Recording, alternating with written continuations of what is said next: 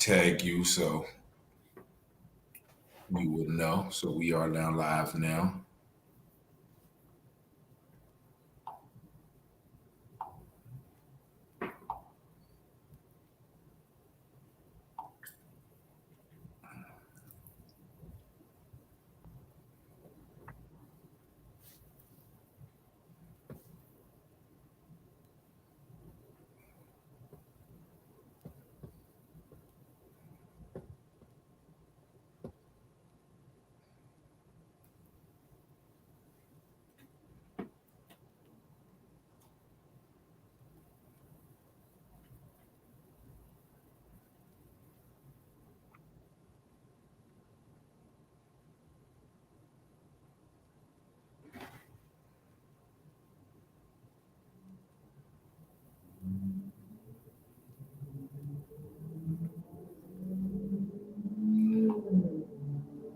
Okay, so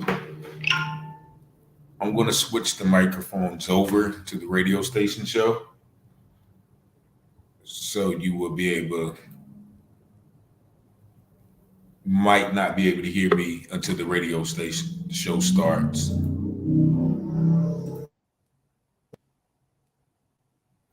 Okay.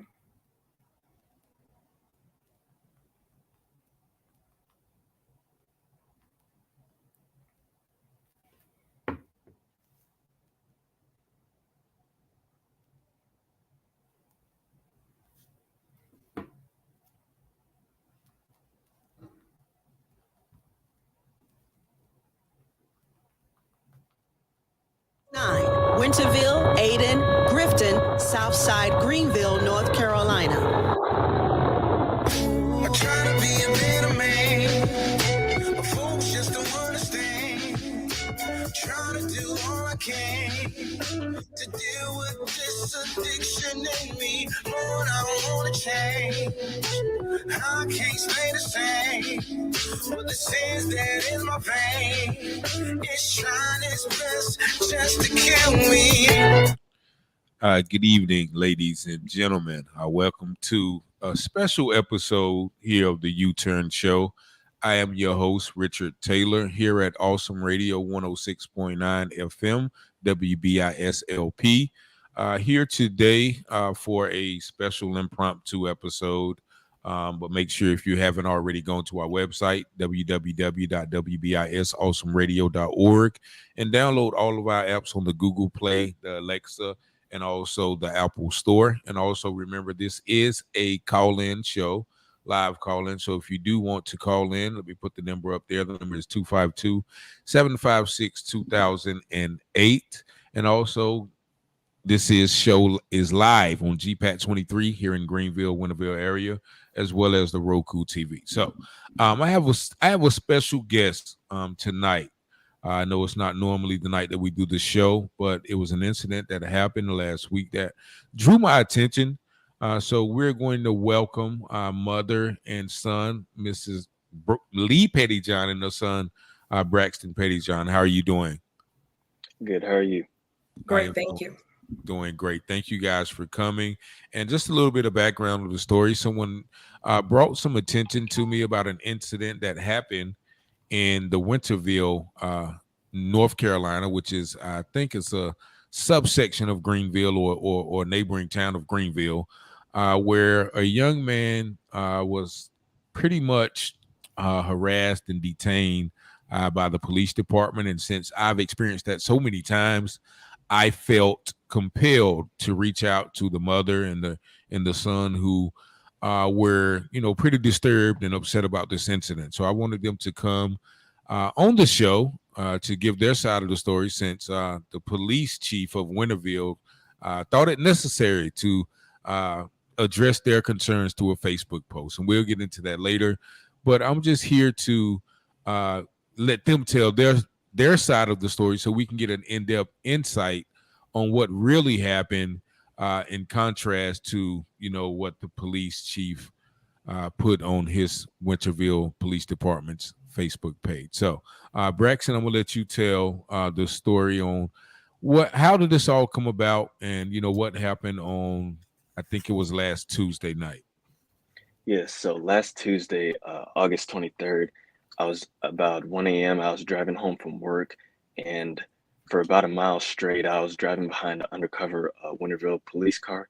And during the drive, they repeatedly brake checked and intentionally drove about 15 to 20 miles under the speed limit on the way to my street.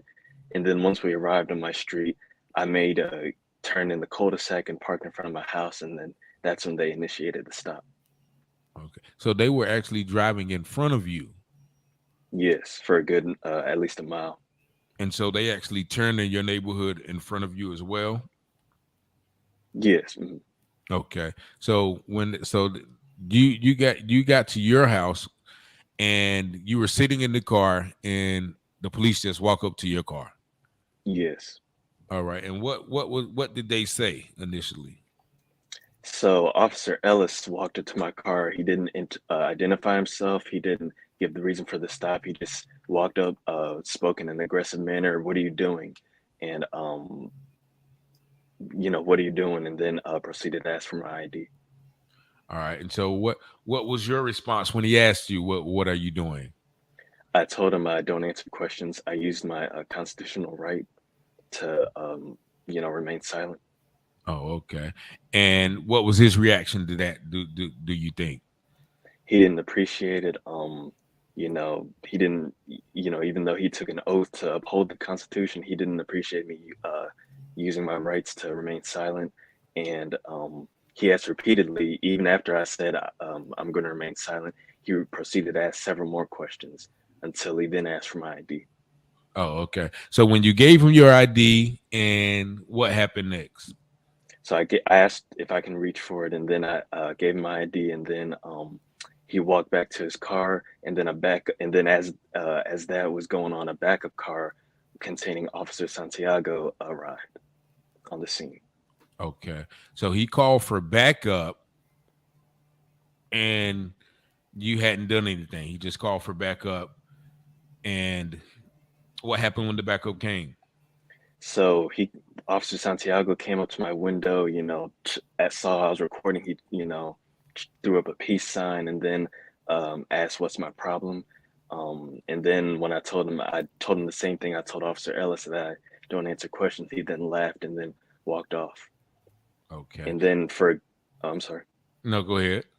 And then for a good 10, I would say about 5 to 10 minutes they were running my license and my plates, and the whole stop lasted about 10 minutes. All right. So at what point did you ask them for their identification? So towards the end of the stop, when Officer Santiago came back to my car after he had walked off and laughed, when I asked him for his name and badge number, he said, "I don't answer questions." So as a police officer, he verbally refused to identify himself, even though he's legally required to. Mm-hmm. So basically, he was taunting you for using your constitutional right to not answer questions. So how did it end? Did you go ahead? So about 10 minutes later, another officer, Officer Majedi, who was riding in the undercover car with Officer Ellis, he came back to my car and just said, "Here's your ID." He didn't give me a reason for the stop. So then I proceeded to ask him, what was I pulled over for? Did I commit a crime? And after I pretty much repeated the same question 3 times, then he finally admitted, in an exasperated tone, he said, "You didn't commit a crime. You weren't pulled over for a crime." And then I asked him for his name and badge number, and then he provided it. So out of all 3 officers, Officer Majedi was the only one to provide his name and badge number. Okay. And so when you went back into the house, what did you do? So I went and told my mom about the situation. Okay. And Mrs. Pettyjohn, you're the mom, right? That's correct. Uh-huh.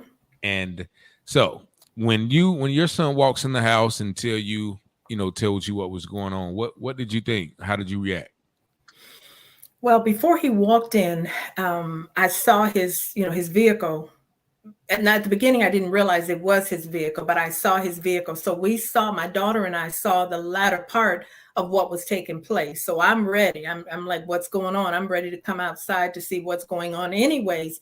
But at that point, he's coming in the house. So he shared with me what happened.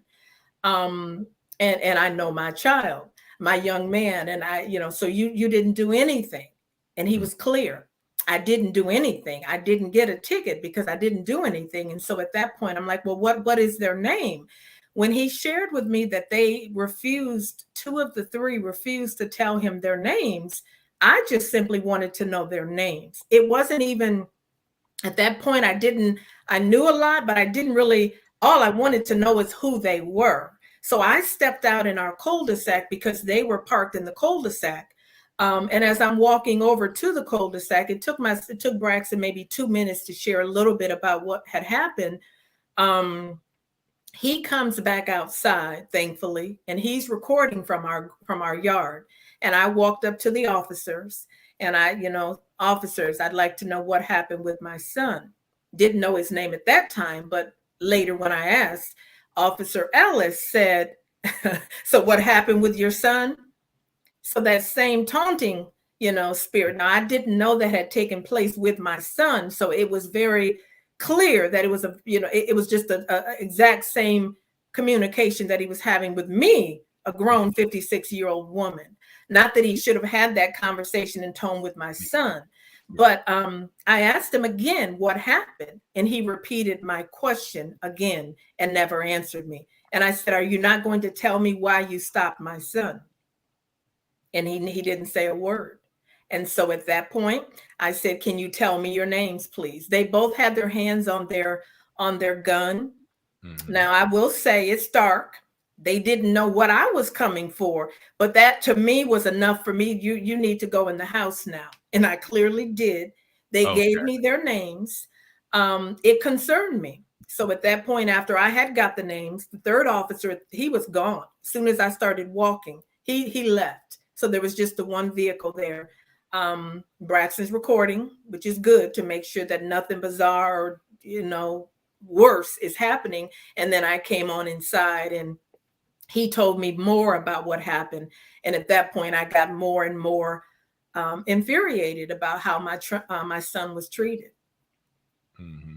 And so what did you do the next day? So before the next day, what I did that night at roughly 3:00, because that's how my mind works, I was upset. I was on Facebook and I started, sharing what just happened with my son. Wow, Facebook friends, this is what just happened. And I shared what happened. And so, I got about an hour or 2 of sleep. I think too much. And so my mind kept taking me to this place of, my son was right outside of our house. What if he wasn't? What if he was in a remote area of town and the situation went into a whole nother realm? So it was very difficult for me to get to sleep. So went to sleep. I woke up. I called first thing that morning, the police station.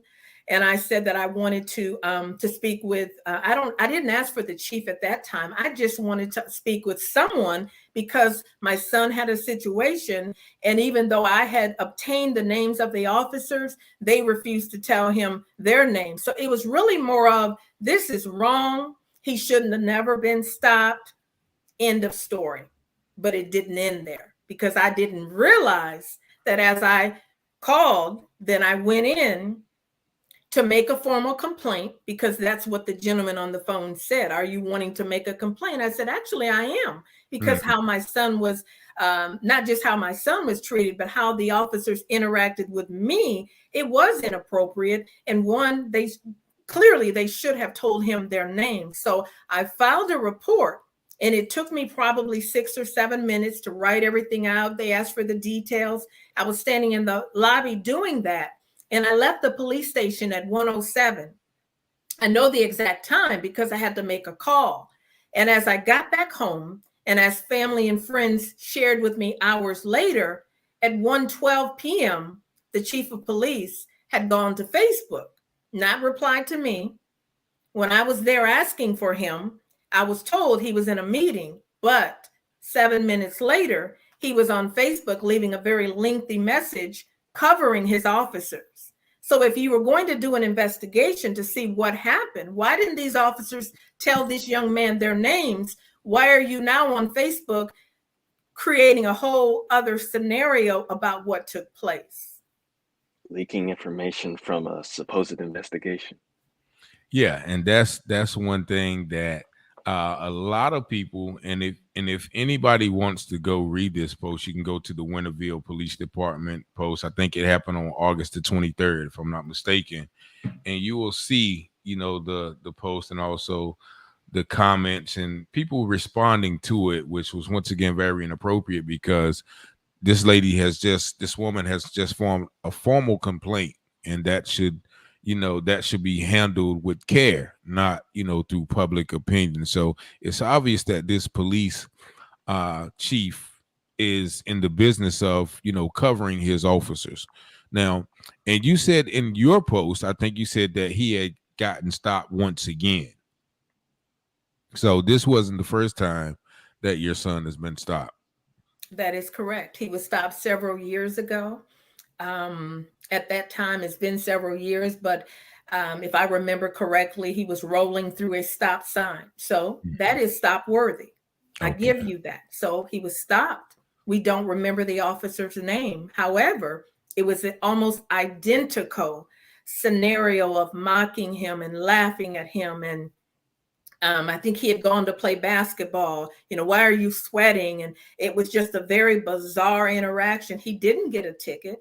If he truly had, and he thinks he may have. So we're not about let's be upset and frustrated and disrespect the police. We are very respectful of police and of authority, but what we don't respect is an officer who is disrespectful and not upholding the law that he's supposed to hold. And so, yes, he was stopped before in a very taunting manner. Young man at that time, maybe 16 or 17.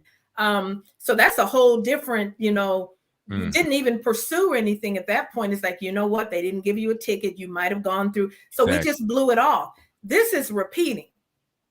Mm-hmm. What are you just stopping people for? How old are you, Braxton? I'm 20. 20. Okay. And you're a college student, right? Yes, sir. And you have a job. So you're not out committing crimes. You're not out, just hanging around doing anything wrong, correct? Yeah. And you actually and this is why this is so unique as well. You actually had dash cam footage of the whole entire interaction, right? Yes. And why I asked you this before the but why do you have a dash camera of your own? Well, mainly just for personal protection in regards to car accidents, potential car accidents, mainly for insurance liability. Mm-hmm. But it ended up working out in this situation, having it. Yeah, it did. So, and what did y'all do with that entire that footage that that captured the whole incident on tape? You said we still have it. We still have the footage. We don't know what direction we are going to go in having to use it. And so, we're also in the process of getting the full body cam from the officers, because I know a lot of times things can happen in front of the civilian, but then there's communication and conversation when you leave and you go back to your police car. And I think we have a right to hear what took place that night and get to the true bottom of why my son was pulled over. And actually, we have a right to hear from the chief of police versus a blanket Facebook post. That within itself was extremely disrespectful. Yeah, definitely. And go ahead, Mr. Braxton. And also two things. So drawing a blank. I'm sorry. I was just thinking of it. Take your time. Take your time. You can continue while I'm sorry. Okay. Well, yeah, it'll come back to you. It happens to me all the time, and I'd be like, "Oh, okay, I knew what I wanted to ask." But so definitely, but actually, the news actually reached out to you guys as well. WITN and WNCT. they reached out to you in order to get your side of the story? Yes, they both did. They both reached out immediately. They wanted to come to the home and get our side of the story. At one of the stations, WITN, was not able to he wasn't hearing back from the chief of police for some time, and so he said that he really couldn't just put one side out on the news Okay. until he heard Okay. back, and he finally did hear back. um, the chief of police did not want to go on camera. However, he did. He shared in the news report to both of the stations that in the end he shared that his officers did not do the right thing. Oh, he That's what did I was gonna finally He say. say did. that. See, that's the one thing I haven't heard him or heard of him saying, because everything that I saw in that Facebook post was putting the blame on Braxton, putting the blame on parents, putting the blame on, break-ins in the area, all of those things. And uh, somewhat making it seem like Braxton or you was the problem, instead of, the officers bothering a young man who got out of his car, or who didn't get out of his car when he pulled, as soon as he pulled up to his house after a long night's work. So I guess that's a little heartening to hear that he did finally come out and say that his officers did the wrong thing, because everything that I read from his post, and I may read that exact post if you don't mind, after the break, uh to just get people's to show people, what kind of mindset that you guys were greeted with when you felt like you were done wrong by the police. So we're coming up on our first station break in about 30 seconds, but yeah, I may read that post just to give the audience a little bit of how you felt, because once again, I know you were outraged by seeing that, and your complaint hasn't even been heard. So we're going to come right back in about 1 minute with Mrs. Lee Petty John and her son, Mr. Braxton Petty John, right here on Awesome Radio 106.9 FM. Y'all still stay tuned with us. We're going to be right back. Time and season is everything. It's never too late to learn. You can now enroll at Kim International Bible College. Don't miss your chance to start on the journey you've been waiting for. This is an awesome way to grow and study the Word of God. We offer online day and evening classes. This is not only a great opportunity for leaders in the kingdom, but also an opportunity for any born-again believer who just want to know more about the God you serve. We offer open enrollment, so therefore you can enroll at any time. Don't miss this opportunity. Have you been out of school for many years? No problem. Are you not good with technology? Not a problem. Don't allow your age to restrict you from your goal. We have students of all ages. We're a college that will work with you. That's our motto. We will work with you, but we expect you to do the work. So what are you waiting for? Contact us today. 252-446-0842. That's 252-446-0842. Or visit our website, www.kemibc.com. KEMIBC.com. 252-446-0842. Lord, I hope this ain't your plan for me to die up in these streets. Oh Lord, can you help me? And we are back here at 106.9 Awesome Radio FM, here with another impromptu episode of the UTurn Show with special guests Mother Lee Petty John and son Braxton Petty John, telling about their experiences here on here in Winterville with the Winterville Police Department. Just a few comments I do want to read. How you doing, Jerry Baker and Patrick Williams? Thank you guys for tuning in. Glad to know that Braxton is well informed of his rights. Sad this is the world we live in, when some officers of the law abuse their authority and disregard your civil liberties. I definitely thank you for that comment. And that is so true. And once again, I'm glad that you know those rights, and a lot of people, don't like to use those rights for fear of retribution. But and now is that a stance you always take when encountering law enforcement? Because I assume you don't encounter them much, because I can't imagine you being in a position to encounter law enforcement a lot. But is that your normal stance on speaking with law enforcement? Yes, yes, sir. Okay. And once again, I'm going to read this because I just want the audience to know the insensitivity and the harshness, the coarseness that this Winterville police chief gave to this young man and his mother regarding their complaint. Real quick, and tell me which part of this, I guess, infuriated you the most.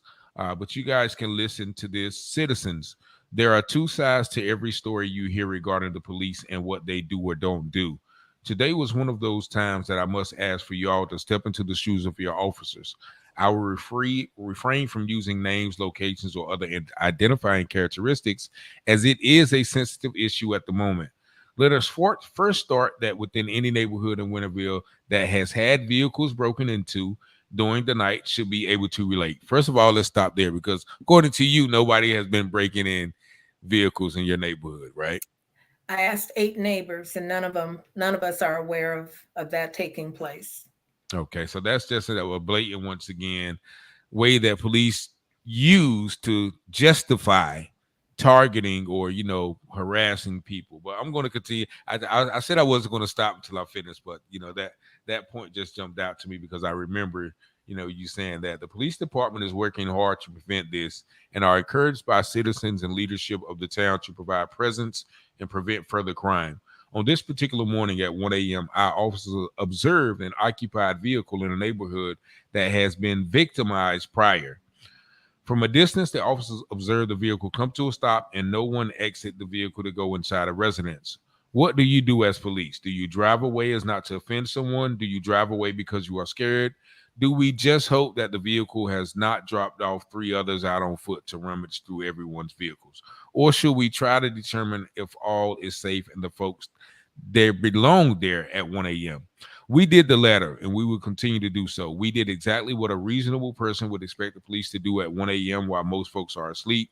We got out to speak to the driver or any other occupants to determine their business if they belong to the neighborhood. The driver, an adult male, will not communicate with our officers and stated he did not answer questions.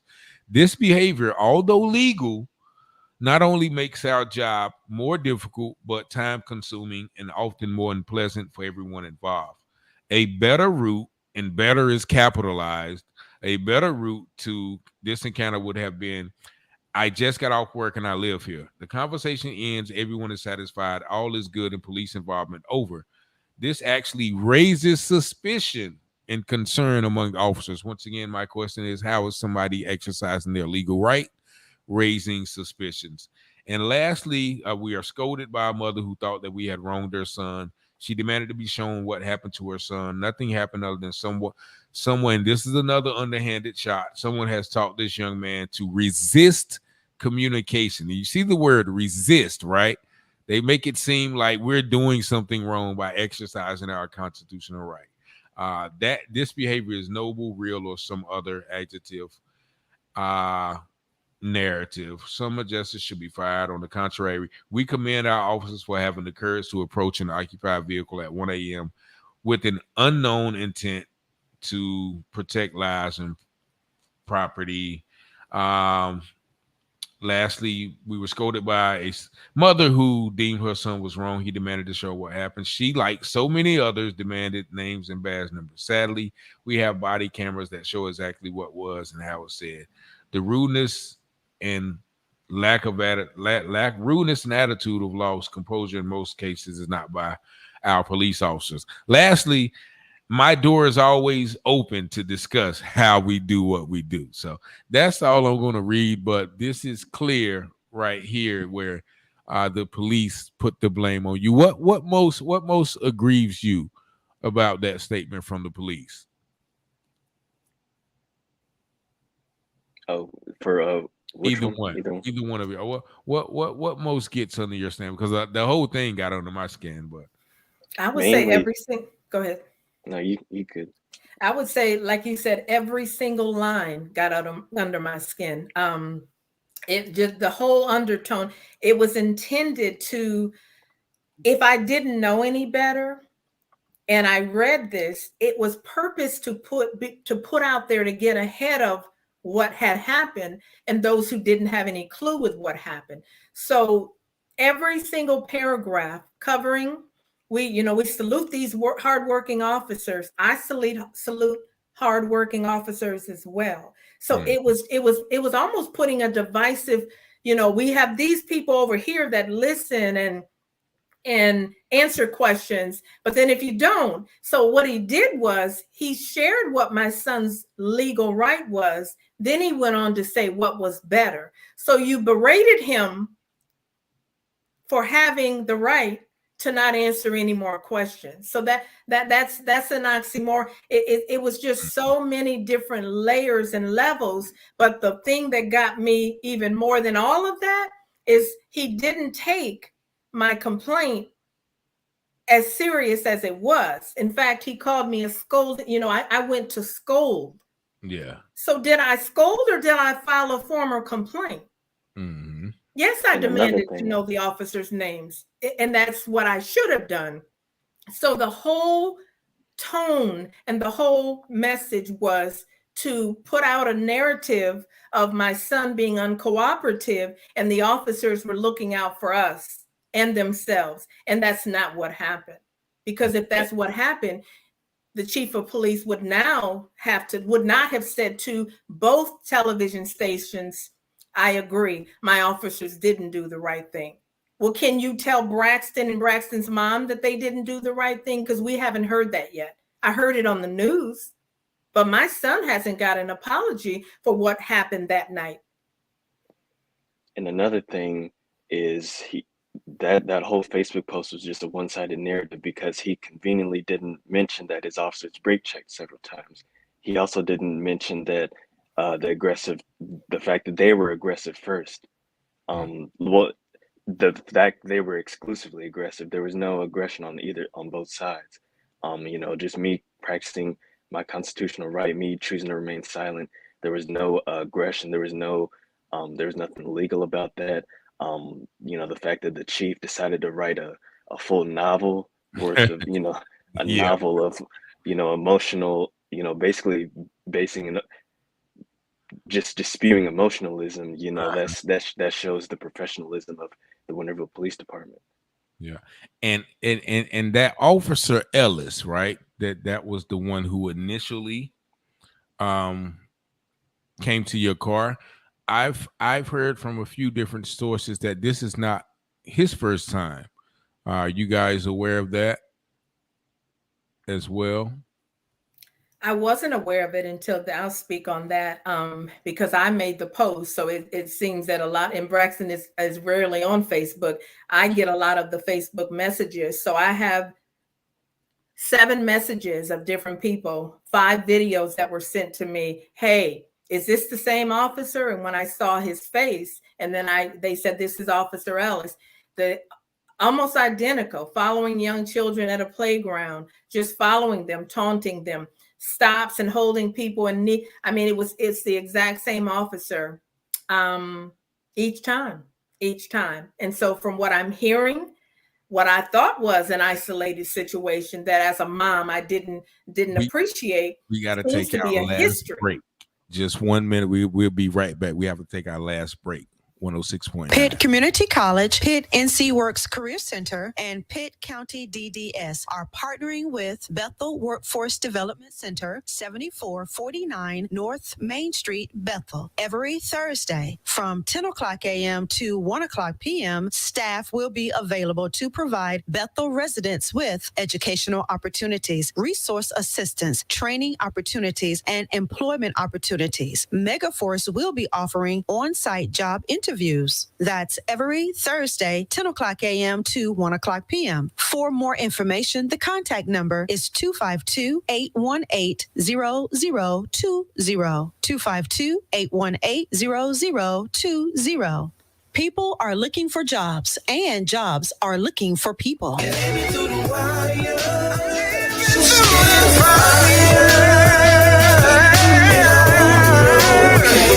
Can you save me? Yes, and we are back for our last segment here on 106.9 Awesome Radio. Sorry about that. That last break snuck up on me real quick because I was so into the conversation.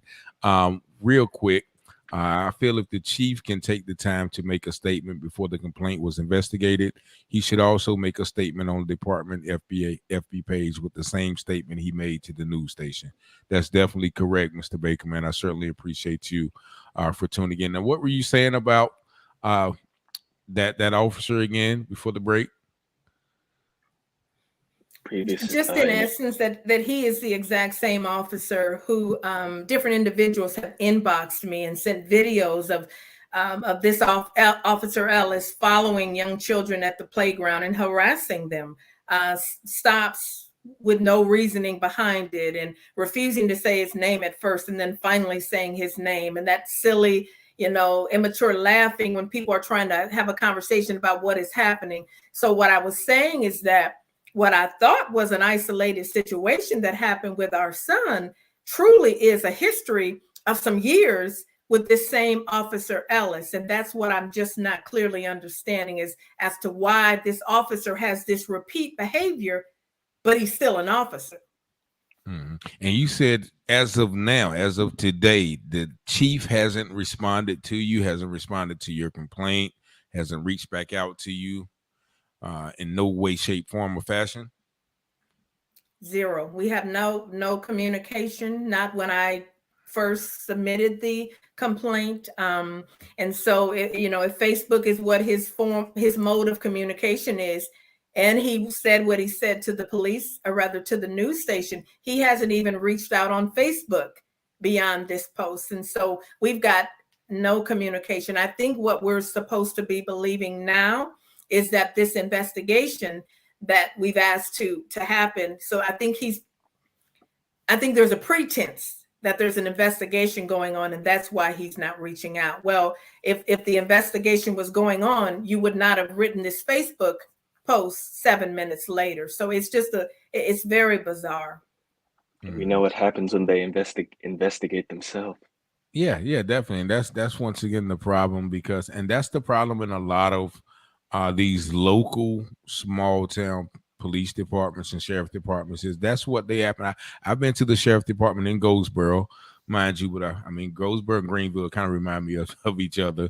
But I take complaints down there, and I'm like, okay, who gets this complaint? And they're like, well, we give it to this guy, and we give it to another guy, and he takes. So I was like, okay, so this complaint never leaves this station, and they like, no. So I'm like, all right, I can expect not to hear from you guys, and I haven't really heard of any complaints that I filed on behalf of others in the community. So I applaud the effort of filing complaints, but once again, when the complaints are in the hands of the people who actually commit the offense, then what sort of justice can we expect, especially about that? So what do y'all hope to get out of the complaint?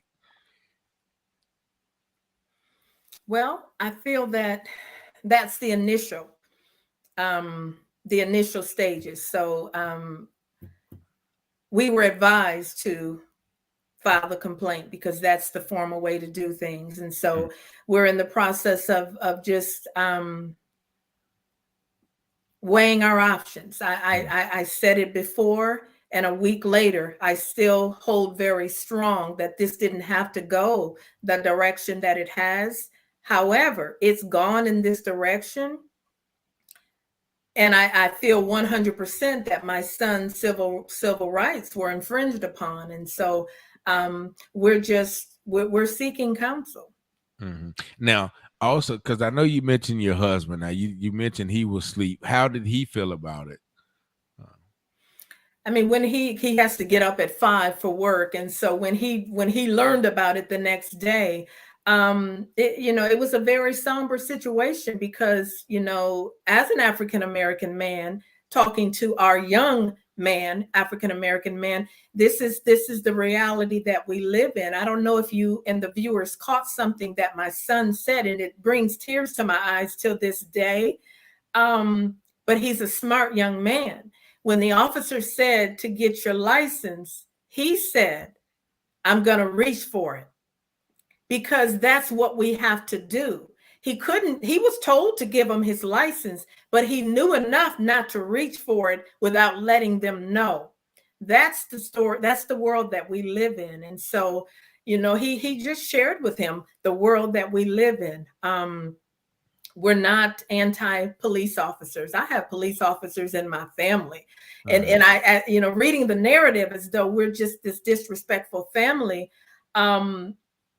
We bring a lot to this community, work related, volunteer related. So we're not just this family that, you're not going to tell us what to do. We don't have any respect for officers. That couldn't be any further from the truth. And so my husband's stance is exactly what myself and my son's stance is that we're not going to lay down and let this happen. It's not acceptable, period. There is no comma there. What happened is absolutely unacceptable. Yeah. And I noticed that too, but and I hate to admit that, I don't like that narrative, whereas, we have to be afraid almost, but we have to be careful. Let's put it that way. We have to be extra careful than others. And the only comment I did make on that post, and everybody don't want to make it about race, but once as he clearly plainly stated indirectly, because you see all of the shootings, all of the unarmed black men getting shot because they reach for their wallet, they reach for their cell phone, or I do have a gun but it's in the holster, I'm telling you I have a gun, and they still get shot. I see, initially, just like you saw, but at first, most of the people that I saw who were praising or supporting the police officers in this instance were Caucasians. And most of the police officers that were more understanding of your point of view and Braxton's right to exercise his constitutional rights were African American. So there's this almost divided perception, because that is the world we live in. Black are unfortunately treated as suspects or as suspicious or as criminals in most cases with law enforcement, where what whites are more apt to be able to use their constitutional right. No, why are you pulling me over? No, I'm not going to give you my license registration. No, I'm not going to give you no information. Do you know who my father is? Do you know who my uncle is, the judge? He's going to have your badge. Only Caucasians are allowed to use those constitutional rights. When my brother Braxton does it, he's considered as disruptive, rude, disorderly, resisting. You see what the chief said? You have taught your son to resist communication. No, he's not resisting. He's exercising his constitutional right just as anybody else does. However, in the later comments, and just like you said, there were Caucasians also agreeing that yes, we do have those rights, and those rights should be respected no matter what color, creed, race, sex, orientation, all of those things. All of these civil liberties should be respected equitably and equably. So once again, that's just my take on the situation. How much support have you guys received, from the community after this incident has taken place? I would say a tremendous amount of support. Majority of people I don't even know, because when I saw the message from the chief, I made my post where others beyond my friend group on Facebook could see it. And so the comments are not, a lot of people are not even in our area, and just, wow, we're here for you. What can we do? In addition to the news stations, the council, this is an infringement, how can we help? And so, and then again, the other people who have experienced the same or similar situations. So I feel like I'm just one of those people who feel like at some point in life, what's done in the dark will come to light. And that might be the time that's happening now. Not that it was our intent It truly was. What in the world? Who are you? Who are these officers that refuse to give my son their names? And now we are a week later, way deeper than it had to be. And so I think my family has taken this stance that, it's got to stop. It's got to stop, because I say it and I feel it and I know he was right outside of our house. They didn't know. Mm-hmm. But Yeah. what if he wasn't? Yeah. That thought haunts me literally. And so it's got to stop. There are a lot of Officer Ellis's who feel as though they can get away with it, because clearly they have. When the chief immediately is going to your defense and writing messages, that's got to stop too. So I at this point I feel like I'm rambling. It's enough is enough. Like, for real, enough is enough. And so not my son and not anybody else's son either. And to add to that support point, I'm not sure if you checked the post recently. It has over 300 shares and over 1,000 comments. So it's like, and most of the extreme majority of the recent comments are in support, Okay. of support. So, and it's people from all around. It's not even just Winterville. So it's gaining ground. Yeah, and I saw it too. Like I said, after the first day, I said I'm not finna keep going through all of this, because I keep seeing ignorant people saying yes, this, that, and the other. But then I see a outpouring of support too. So I'm like, okay, well, some people are just gonna have their views, and then some people are, gonna be on the right side of right. Some people gonna be on the side of the law, whether they're right or wrong, because they have that perception. Whatever police says goes, or whatever police does, you have to go for it, which is not all the way true. Police officers are human. They are human beings. They have their own prejudices. They have their own biases. Or even good police officers could just have a bad day, and they could just want to be a little aggressive, be a little taunting. So we have to understand that, especially when people are saying that, yeah, this happened, no, I didn't do anything. Yes, I did exercise my right, but I have also the right to ask who you are and why did you stop me and why did you pull me over. So that's something that a lot of people are not willing to do. So once again, I applaud you for knowing your rights and exercising those rights, because a lot of people don't. And there is just a overwhelming frequency of this, because once again, I just got sent a video yesterday of a young man in Winterville who was handled roughly, to say the least, by Winterville police officers. And so what are you going to use those other videos as well to kind of point to the chief, so that, hey, look, this is what's been going on, if you ever have that conversation, because according to his message, his door is open to discuss Well, it. I don't feel that, the videos as well. I don't feel that he has ears to hear. So, every boss has a boss. And so, it may just not be him that we need to bring this information to. So Okay. that's the stance, that showing him, what it depends on the lens that you see through. He showed me the lens that he sees through when I filed a complaint, and he immediately made this Facebook post. So I'm not real motivated for him to see those videos. I understand. I definitely understand. So Braxton, so how, because of hopefully, you don't have to go through this any longer, or again. So how did this experience change your perception of what to do if you encounter law enforcement again? Well, it pretty much reinforced it. Um, to always record, dash cam, cell phone video, asking their name and badge number, always having documentation. Oh, so actually, so you had the dash cam, but you also, when you got pulled over, pulled out your cell phone too. Is Yeah, that correct? So you have yeah. actually two kind of videos to show what's going on. And did they ever tell you to stop recording? No. Oh, okay. Did they ask were you recording, or did they make a big deal about that? Because I know sometimes they do. Well, they didn't make a big deal, but the backup officer, Officer Santiago, he when he walked up to my window and saw I was recording, he threw up the peace sign and started, you Start know, antagonizing. mhm.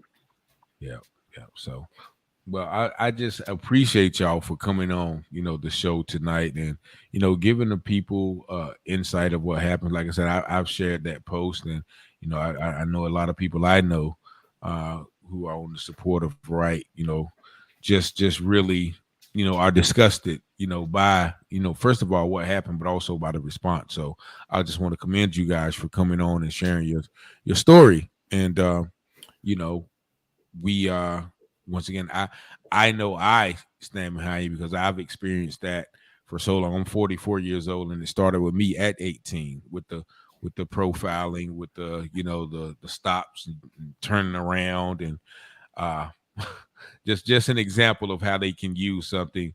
I was driving one day, and the officer saw me. As soon as he saw me, he turned around and got behind me, and when he got behind me, he pulled me over for and a license tag light. And I don't know, I've never heard of this before, but there's a light over your license tag. It's two of them. One of mine was out, right? So I said, okay, you pulled me before that, but you couldn't see that before you turned around. So why did you turn around when you saw me? So it's the little things like that that they can hide behind when it's truly profiling. Like this officer, and at that time I was driving, a big car with, the rims and the tinted windows and things like that. Nevertheless, I wasn't involved in any crime. That's the kind of car I decided to drive. But that let me know. And when I asked him, I said, "Why'd you pull me over?" He had, why? No, I said, "Why'd you turn around?" There was no answer, but I knew the answer. So I say that to say that I understand, and I hope we can avoid those situations. You can avoid those situations in the future, but if there are situations like that, I pray that you will continue to handle them like you did. So once again, I want to thank y'all for coming out. Is there anything left that you guys want to share with our audience before you go? I don't believe so. Nothing additional, no. Nothing additional. Okay. And So I definitely well, one go ahead. thing that Facebook post will definitely backfire. I don't think he intended it to get this much publicity and attention and this much backlash against it. Yeah. All that emotional vitriol based, rhetoric that he was using. So, it's definitely gonna backfire. Yeah, and it's just so many, like you said, so many underlying shots and underlying, like you said, vitriol. So much, just venom, towards you, and so much praise towards the officer. So, we encourage. I don't. It's just so deep. Are you guys from North Carolina originally? Originally from No, Texas. we moved from Texas. Oh, okay. Well, I don't know if Texas Texas is any better.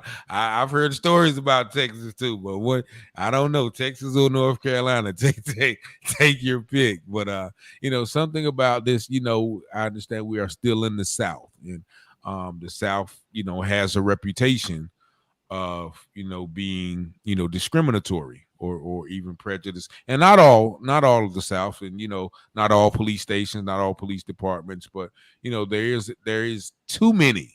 I'll say that because one is too many in the year of 2022 that we're living in, where we keep having these issues where young working class, young educated young college students are being profiled and harassed when they pull up to their house, and police officers use all manner of justification to support their actions when there really is no justification but bias, prejudice, discriminatory actions and things like that. So once again, I thank y'all for tuning in on this impromptu show. We will be back next Tuesday for the regular U-turn, but I certainly want to thank my guests once again, Mrs. Pettyjohn and her son Braxton, for taking the time out to show and tell your story. If there's anything that I can do in the future to help, just let me know. And once again, we just thank y'all for showing, for tuning in. Thank our radio audience as well. We're going to be back with y'all next week. Make sure you guys tune in. Lord, I need you to